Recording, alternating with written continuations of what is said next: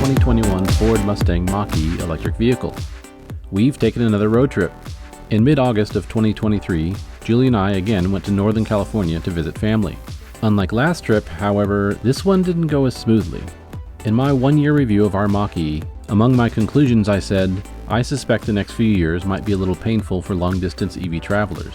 It turns out I was right, and for the very reasons I called out.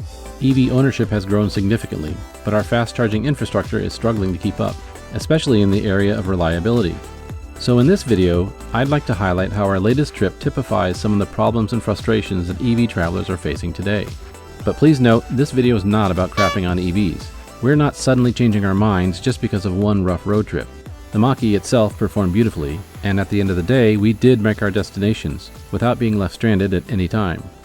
With all of that in mind, I also want to touch on why we're still optimistic for the future. Side note, while I shot a lot of video on this trip, I didn't capture everything that happened, so this video will have a lot of B-roll that may not exactly match the story as we go along. Apologies if that causes confusion, but in moments of frustration, the last thing on my mind is filming video. For the full story of our first long-distance EV road trip, check out episode 5 of the Mach-e files on my channel. But as a quick review, Julie and I drove from Portland, Oregon to Bend, Oregon, to Central Oregon, to Northern California before coming back directly to Portland. That trip totaled over 1,600 miles in 6 days. This year, we were driving directly to Copperopolis, California and back. In the end, we covered just under 1,500 miles in 4 days. Although we had made the trip before, I thought it a good idea to run it through a better route planner to see their recommendations for charging stops. I looked at 3 different options based on whether I wanted to make less frequent, longer stops or more frequent, shorter stops. Interestingly, none of them matched what we did on our last trip. Since we were going to be starting at 100% charge and could run the battery down low before arriving at our final destination both ways, we figured we could probably make the trip in just 3 stops. But in order to do so, everything would have to work perfectly to plan. It didn't. In our 2022 trip from Copperopolis to home, we first stopped in Anderson, California, then Yreka, California, and finally in Sutherland, Oregon. At each stop, we arrived with a respectably low state of charge, were able to find a working charger right away, and left with 80% state of charge, easily enough to get to our next stop. That drive, which takes us around 11 hours in an ICE vehicle, took us just over 12 hours. Not bad. It seemed logical that we should be able to do the exact reverse for the drive down, so that was the plan.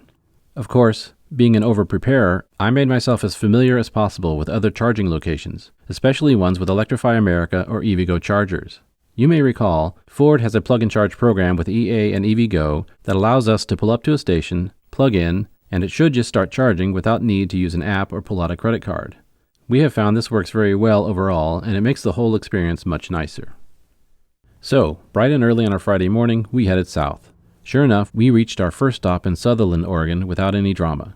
Since it was a Dairy Queen, which wasn't open at the time, there was no one else charging. We pulled up to a charger at one end, plugged in, and it started charging right away. We then walked over to the Starbucks for a restroom break and some coffee. While there, we checked out the new Tesla supercharger stations, which we should be able to use sometime in 2024. We sauntered back to our car, enjoying the beautiful morning weather and stretching our legs. 20 minutes later, the car hit 80%, so we unplugged and were on our way. A perfect stop to start our trip.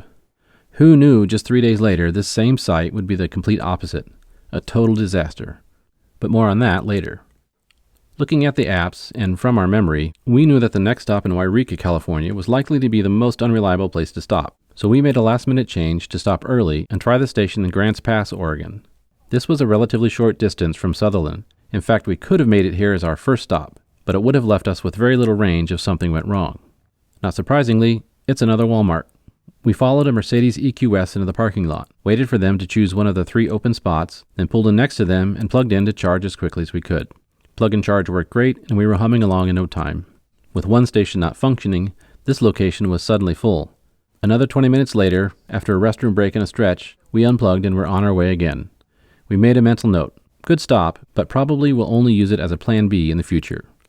But now, with 83% of our battery full, we knew we could skip Yreka and head directly to Anderson, California. The stop in Anderson is where things started to get a bit interesting. For one, it was constantly busy. We got lucky. When we arrived, there was an open station where we were able to back in, plug in, and get charging right away. But once again, one of the stations was down, and the other 3 were continuously cycling through charging cars. We went into the Safeway store for a restroom break and some drinks, and by the time we came out, there were 3 different cars parked next to us, with another waiting. A 5th pulled up just before we were finished. Were it not for the luck of good timing, we'd have been waiting a while. Remember when I said EV traveling might get a little painful? I give you Exhibit A. But after 36 minutes of charging, we were back on our way, with just one more stop to go. Or so we thought. On our 2022 trip, we were able to go from Anderson to a charge location in Stockton for a final top-off before the short drive to Copperopolis. So that was the plan, at least until we made a short restroom stop just north of Sacramento.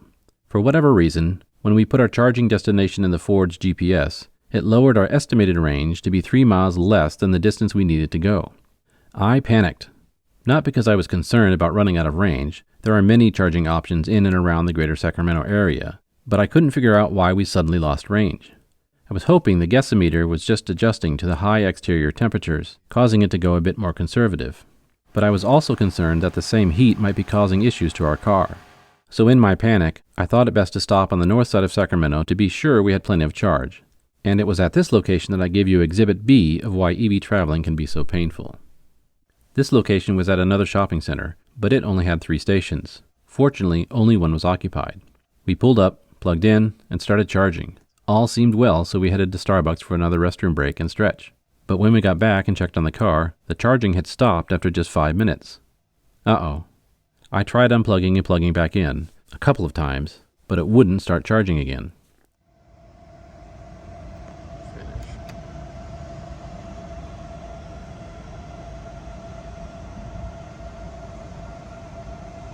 Connecting the vehicle again. So we may be carrying on to Stockton. Yeah.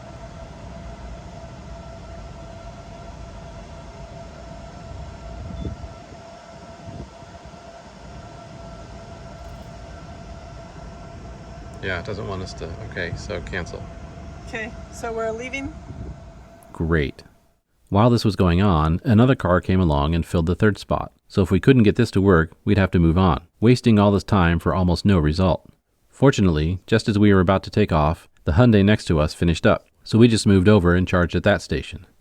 While we were charging, we noticed the other EV in the 3rd spot having the same problem we had. Bottom line was 2 of the 3 stations were faulty. We felt bad for them, so we left before hitting the magic 80% and told them to take our spot. In the end, we spent almost 45 minutes trying to get 25 minutes of charging done. We were pretty frustrated after a long day of driving, and we still had just over 2 hours to go. Or so we thought. I debated mentioning it in this video, as it has nothing to do with charging or driving an EV, but 656 miles into our trip and just 4 miles from my brother's house, we were stopped for an accident. The 2-lane rural highway we were on meant there was no short way around, so we decided to wait it out for a bit. But after an hour and a half, we feared the worst had happened and knew it would probably still be quite a while before we'd be able to get through. So we had to go back and around, adding another 60 miles to our trip. At the literal end of our day, with all of the issues and delays, our 12-hour trip took us over 16 hours. I wanted to be mad, but that accident at the end reminded us it could be worse. Stay safe out there, folks.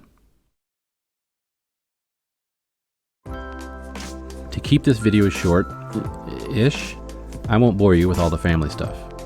I'll just say the next 2 days we enjoyed a relaxing time with siblings, some of which live over a half country away, so it's all too rare for us to all be together.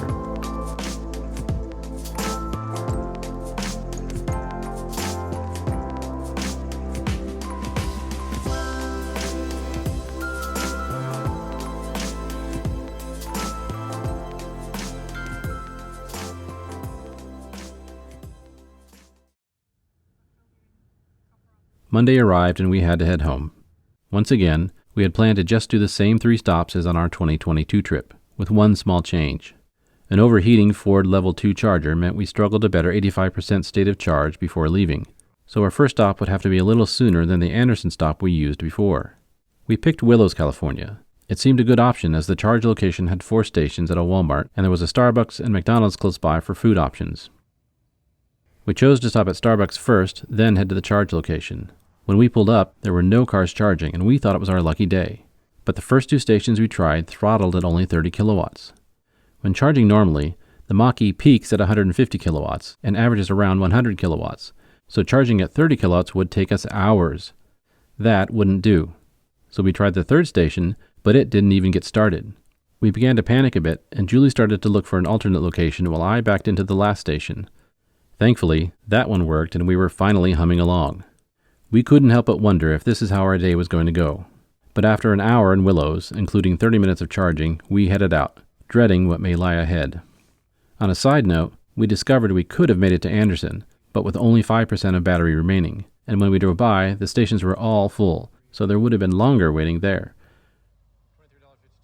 After about 2.5 hours of driving, we arrived at our second stop in Wairika, California. I'm happy to say, despite my earlier concerns, it was one of the best stops of the trip. The PlugShare app kept showing the stations as in use, but when we pulled in, there were 3 open. PlugShare commenters also said some of the stations were derated, so we found the one that didn't appear to be. Unfortunately, it was the one station with a CHAdeMO plug, which is bad etiquette for us to use if there's another station open. But the way things were going for us, I confess I kinda threw etiquette out the window a bit. Sorry. The other challenge was we had to park a bit funky to get the plug to reach. So again, sorry. But we got plugged in and were charging very quickly. The temperature was over 100 degrees by now, so I think that prevented us from getting optimal kilowatts, but our overall time was pretty typical for us. 40 minutes later, we went from 14% to 80%, so we unplugged and moved on. Oh, and nobody came by needing the CHAdeMO plug while we were there, so etiquette saved? At this point in the trip, we were feeling pretty optimistic. We had just one more stop to go, Sutherland, Oregon. Up to this point, every time we had stopped there, it was a positive experience. Sadly, not this day. For starters, one of the stations had a broken CCS plug, so we're down to 3 options, and every one of those was full. Not a big deal, other than one of the cars was charging to 100%, another etiquette no-no when stations are busy. Another car was a Chevy Bolt, which is a car we actually like a lot, but they are painfully slow charging cars, and this one was only at 36%, probably an hour away from fully charged. The third car owner was having trouble with a faulty station. It would start, then quit. Start again, but quit. Eventually not starting. Where have we seen this before? Eventually, the Hyundai charging to 100% left, but we told the third car owner to take that spot, as really, he was next in line. We tried charging on the station the third car was using, only to have it throttle at 30 kilowatts. Again. We're not sure what was causing this, but Julie and I noticed that every time this happened to us, we were using an old 350 kilowatt charging unit, so we wondered if that's more than coincidence. Or maybe the 105-degree temperature had something to do with it. Surely the ominous wildfire smoke didn't help. It certainly didn't help our mood, and made it uncomfortable to wait around outside for another station to open up. So with a long wait ahead of us here, we started looking for options. We only had 24% on our battery, but we thought we might be able to make it to the next EA station in Springfield, Oregon, 57 miles away. We charged while deciding, which gave us a few more miles of range, but when we eventually took off, there was only about a 10-mile difference between estimated range and distance to go. And here is Exhibit C for EV traveling pain. For the first time ever in our EV ownership, we were feeling genuine, stress-inducing range anxiety. But with courage in our spirits, we continued north. We had to run the AC, but we did keep our speed in check to help with range. Interestingly, as we traveled, that difference between estimated range and distance to go actually grew. When we arrived in Springfield, it was 24 miles. Still a scary number, but enough to get us around town if we had more issues. Thankfully, this location had newer charging units, and we breathed a huge sigh of relief to see they were all working, albeit also all full. But just as we were getting parked to wait, we noticed one car unplugging to leave, so we pulled right up and plugged in. More relief as we watched the kilowatts climb. Hallelujah. As we were now much closer to home, we didn't need to charge to 80%. The Ford's GPS said we only needed 51%, but we weren't taking any chances and took it to 60%. Since we arrived with just 9%, a record low for us, this still took 28 minutes, but it was the easiest 28 minutes all weekend. A short 2 hours later, we were home. This time, our 12-hour trip only took an hour longer, but we experienced the most amount of stress for any road or day trip yet. I can see how the fear of an experience like this can be a huge deterrent for EV adoption, and I realize telling our story here probably isn't helping, but it's also very easy to focus on the negative. After all, 4 of our 6 scheduled stops went perfectly. 2 had challenges, yes, but ultimately they did get us charged enough to carry on and stay on schedule. And really only 1 was problematic. But thanks to our knowledge from research, some conservative route planning, and all the helpful apps, it ended up not being such a big deal. And while I can't speak for Julie, much of the stress I felt was due to my own impatience. The fact that we had made this trip before in 12 hours meant that anything longer than that felt like something was wrong. But in truth, it was just different. So, has this discouraged us from road tripping our EV ever again? The short answer, of course, is no. But I will admit that we may have found a limit for a single day of traveling in our EV. I think part of the reason our 2022 road trip was so comfortable was we broke up the trip in shorter lengths, the longest being that one 12-hour day coming home. But spending more than 12 hours in a car, EV or ICE, is just too much for us. We'll be sure to log this one in our memory banks as we plan future road trips. Despite some of the setbacks on this trip, I do have to say we're still optimistic for the future of EV travel. We know the charging infrastructure is slow growing, but we do know it's coming. A couple of recent announcements further confirms this. For one, Ford and other manufacturers have announced they are partnering with Tesla to be able to use their supercharging network, widely considered to be the most reliable in North America. Starting in 2024, we should be able to buy an adapter that will fit our CCS charge port and work at most of the Tesla superchargers. Pessimistically, I don't expect this to work as perfectly as a Tesla at a Tesla supercharger, but I and other EV enthusiasts believe it will be much more reliable than the current networks, and it will certainly give us significantly more location options to choose from while traveling. The other recent announcement comes from a new charging network planned by 7 big auto manufacturers. BMW, GM, Honda, Hyundai, Kia, Mercedes-Benz, and Stellantis are banding together to create a new network that should add 30,000 high-speed EV chargers by 2030, with rollouts starting as early as summer of 2024. While there are few details currently, the important takeaway here is these manufacturers recognize true EV adoption can't happen without a reliable charging network, and they are actually doing something about it. And even today, we're still seeing more and more new chargers going in at new locations. For some of us, it's coming together too slowly, but it is happening. EVs are here to stay, and we have faith that charging networks will get there. In the meantime, charging at home is super easy, and we're still loving our Mach-e. Happy motoring!